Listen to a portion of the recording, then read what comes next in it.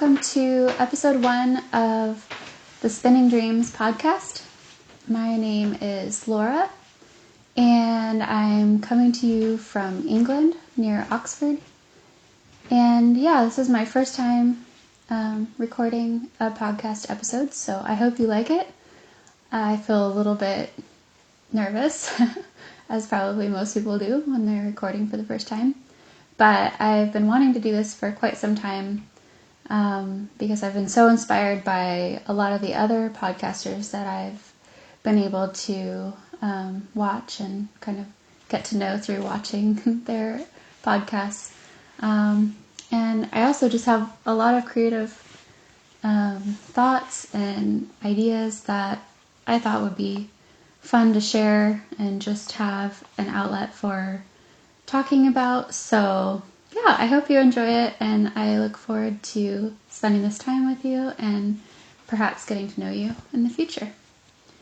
So yeah, I'm in Oxford, or near Oxford, I should say, in a small village in England. You might notice that I don't sound very English. I have English citizenship. My husband is British. Also, his name is Mark. But I'm originally from California, near San Diego. And I've lived overseas for most of my adult life. First in England when Mark and I were first married, and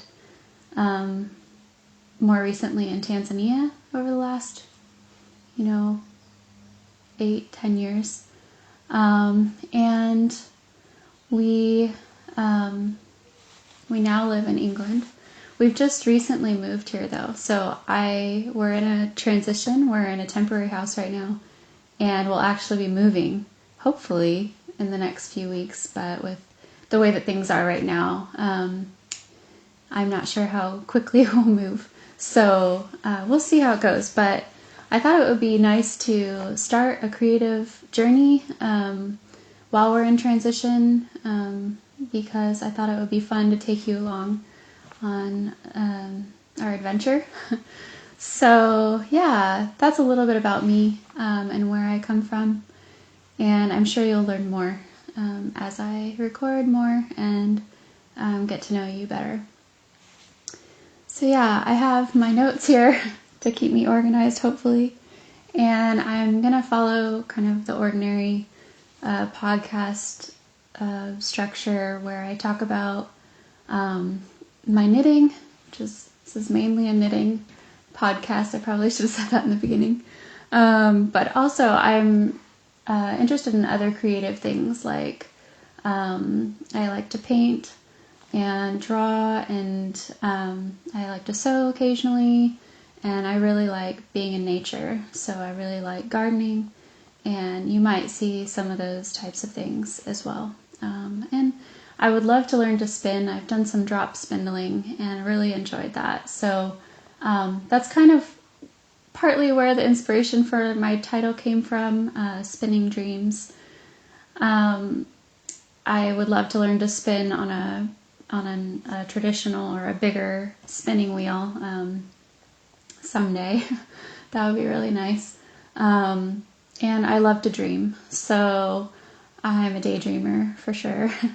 And so I thought, well, spinning dreams, I'm often spinning dreams, so I think that suits me right now. And yeah, so I hope that the creativity that I bring to the show will be helpful for you and inspiring for you, just like I've been inspired.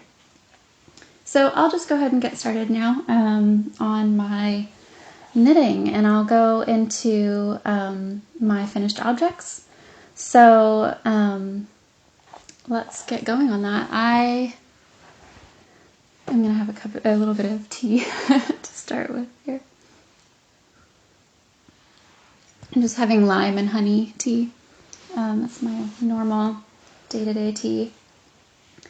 So my first finished object is a pair of socks. They are knit in this Donegal, Studio Donegal Darnie wool, which is an Irish wool, and it was my first time using it, and I actually really enjoyed it. It's a fingering weight 4-ply, and it was a Christmas gift that I asked for. And it turned out really well. I really, really like it. So I'm going to try and give you a view of it, hopefully with the light on it. And I'm calling these over socks because they fit a little bit big and they go over my ordinary socks really well. And it does get cold here in the winter. And so I think they work really well for cold days. I've been able to test them out a little bit, which is why they're a bit floppy. They've been worn a couple of times. But yeah, I love the tweed look, and I love that they're black. They go with my black boots. They're kind of a charcoal black. And the pattern is just my own kind of recipe for socks, which is just a lot of people use something similar. Just a knit 2, purl 2 cuff, and a slipped heel flap with a garter ridge, garter border on the heel flap, and then just stockinette stitch the whole way until the toe when I used Kitchener grafting. And I wanted to show you, I have a really great book for finishing techniques. Let me get it. So the book that I use, I also use the internet for learning knitting techniques, but this book, The Knitter's Book of Finishing Techniques, by Nancie and Wiseman, has been really good, and it has a section for me here on Kitchener stitch. So when I'm ready to do my grafting, then I just open up and it's right there. And there are really helpful YouTube videos on all these finishing techniques as well, which sometimes can be more helpful, but I am often listening to a book or like an audiobook or watching something while I'm knitting. So it's nice to be able to multitask and have another book opened up next to me to be able to get the task done. So yeah, that's my first finished object there. And because this was my first episode, I wasn't sure how far back to go with my knitting progress or my knitting finished objects.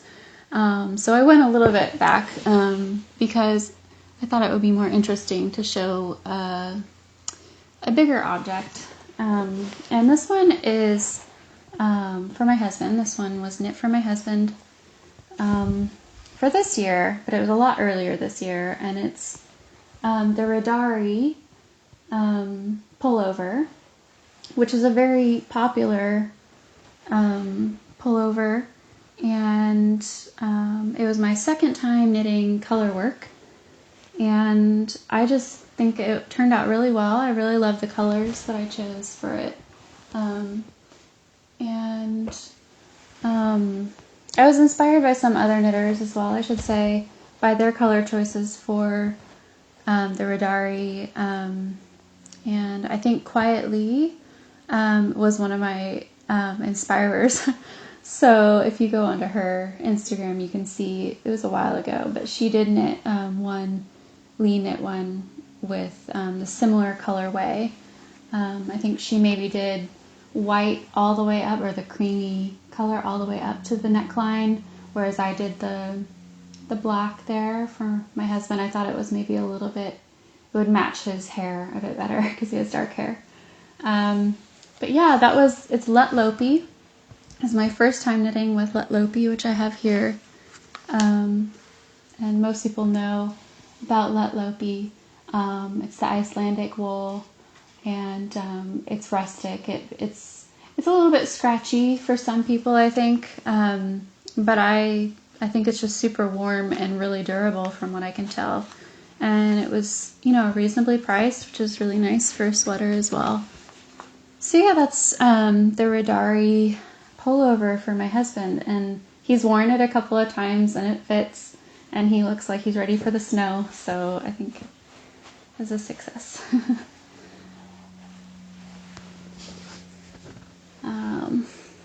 Yeah. So I think that's it for my finished objects right now. I think I'll have more in the future, but I have quite a bit of things to talk about, so I'll keep going. So next is my works in progress. And I have a couple of works in progress right now. One is almost finished. I'll show you. I usually have quite a few things in progress.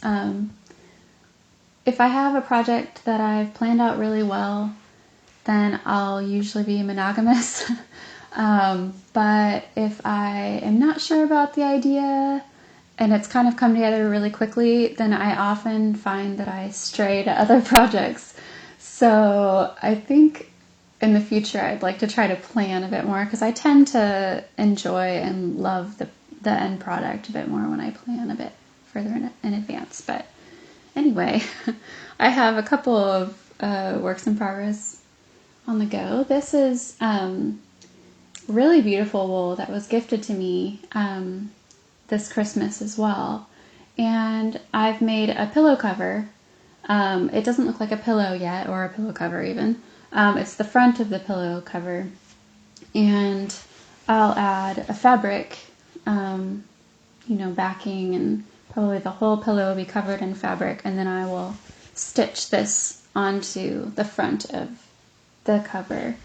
And I have the wool band here somewhere. Yeah. So the wool is Stitch and Story, the chunky wool, and it's 100% merino wool. And here's the label. It was my first time working with this wool as well, because it was a gift, and I really liked it. I've never worked with this kind of wool. It's I guess you could call it a single ply, but it feels a bit like a roving, like it's really soft and it's very chunky, and oh yeah, it's going to be really cozy when it's used on the sofa or the bed, whichever I decide.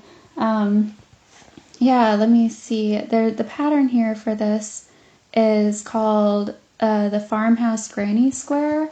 And I'll try and put some of my notes in the show notes, some of the links and things that I've found for these things. But basically it's a granny square with some really cool, big loop details, making a cross or an X across this way and this way. And it was really unique and I really liked it. And so I just did 4 because it's such a chunky wool. I really didn't need to do many, and it took me just maybe like 2 hours to knit this up, or to crochet this up, I should say. I also crochet, so this is going to be a knit, maybe sometimes crochet podcast. But it was really simple. And I would recommend it. And I think it would make a really nice blanket as well. This particular granny square would make a really cool blanket. And I've seen other people do that, and it looks really classy and a little bit different than the ordinary granny square. So a little twist on the granny square. So that's one work in progress. And then the other one that I'm working on. Let's see if I can get it all. It's a little bit fiddly because I have lots of bits here. Okay, so the next thing that I'm working on is something that I've completely improvised. I'm not following a pattern. I'm kind of just trying something new. And so far I think it's working. I'm pretty happy with it so far, but we'll see how it goes. It's basically a little shawl, or a shawlette, I should say. And it's going to be for little people, for my nieces. So hopefully if they're watching this, they won't be getting a spoiler here. But I have 2 little nieces who are young and love to do ballet. And I thought it would be really nice for them to have little shawls to go over their shoulders when they're in their leotards and tutus and feeling a little bit chilly. So I've done some garter here at the top, And this is a half circle shawl. And you can see here I've added a lace panel.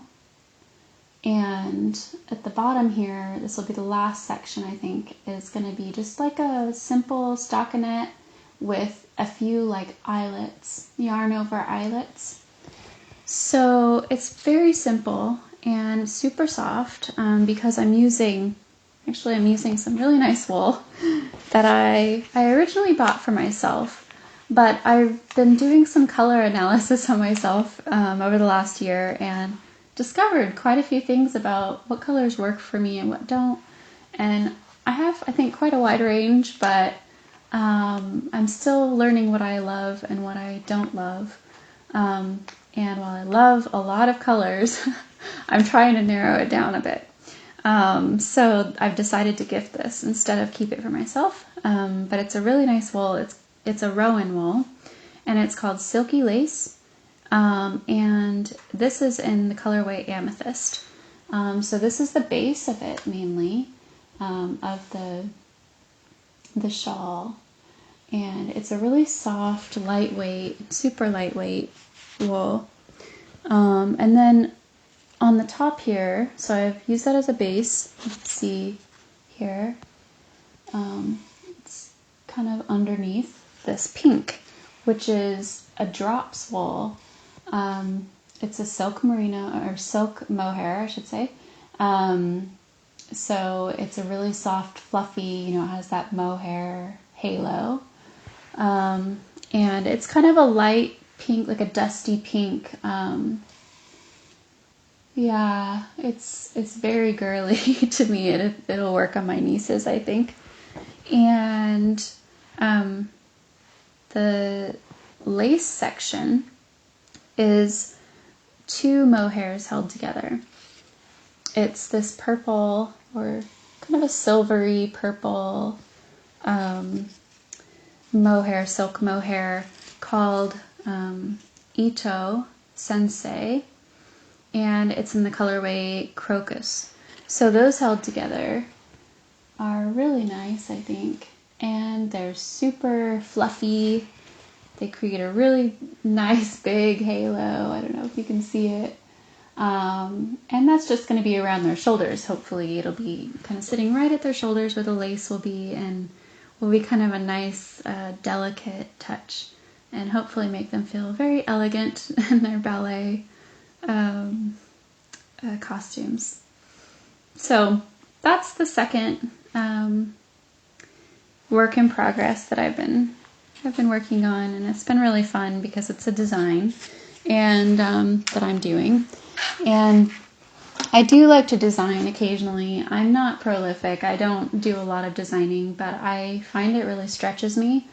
And sometimes I really want that, and I want the challenge to be able to try something that pushes me to the edge of my abilities, which, knitting, design, especially with lace, is a lot of kind of counting and numbers, and it's not typically my area of expertise, but I find it really fun and challenging. So that's been a really nice thing to work on. So yeah, that's it for works in progress for right now. I'm planning to have quite a few more, which I'll show you in the next section with the acquisitions.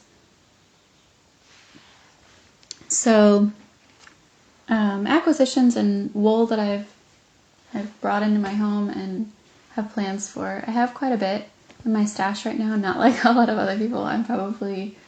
My stash is probably quite a bit lighter than others, but it feels like a lot to me, and I feel a lot of like creative energy from that, which is nice. But the first one, I just chose a couple because I have quite a few. So the first is a Quince & Company wool, which I've never used before, but I've heard so many good things about, and I thought that would be really nice to try that and just see how it goes. And this is going to be, I think, a knit for myself. I think a hat. And it's a really great color. It's the maple color, and I just think it's a really beautiful shade of red, kind of a brick red, that that is a little bit muted.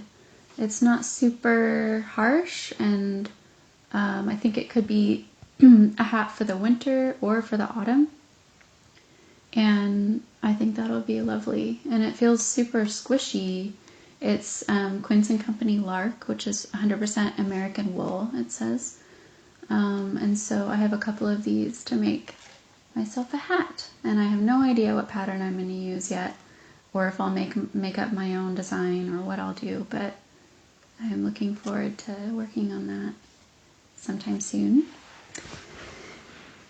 And the other acquisition